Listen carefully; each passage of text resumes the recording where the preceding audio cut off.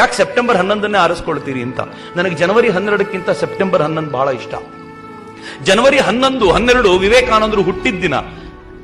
ವಿವೇಕಾನಂದರು ಹುಟ್ಟಿದ್ರಲ್ಲಿ ವಿವೇಕಾನಂದರ ಸಾಧನೆ ಏನೂ ಇರಲಿಲ್ಲ, ಅವ್ರು ಹುಟ್ಟಿದ್ರು ಅಷ್ಟೇ. ಆದ್ರೆ ಇವತ್ತಿದೆಯಲ್ಲ ಸೆಪ್ಟೆಂಬರ್ 11, ಇವತ್ತಿನ ದಿನ 121 ವರ್ಷಗಳ ಹಿಂದೆ ಸ್ವಾಮಿ ವಿವೇಕಾನಂದರು ಅಮೆರಿಕಾದ ವೇದಿಕೆ ಮೇಲೆ ನಿಂತ ಭಾಷಣ ಮಾಡಿದ್ರು. 5 ಪದಗಳು. Sisters and brothers of America. Magic ಹೆಂಗಿತ್ತು ಗೊತ್ತೇನು? 7,000 ಜನ ಇದ್ರಂತೆ. ಅಷ್ಟೂ ಜನ ಕರತಾಡನ ಮಾಡಿದ್ರು, ನಿಮಿಷಗಟ್ಟಲೆ ಕರತಾಡನ ಮಾಡಿದ್ರು. ಯಾಕೆ ಕರತಾಡನ ಮಾಡಿದ್ರು ಅಂತ ಬಹುಶಃ ಅವರಿಗೂ ಗೊತ್ತಿರ್ಲಿಕ್ಕಿಲ್ಲ. ಈ 5 ಪದಗಳಲ್ಲಿ ಏನ್ ಮ್ಯಾಜಿಕ್ ಇತ್ತು ಅಂತ ಗೊತ್ತಿಲ್ಲ.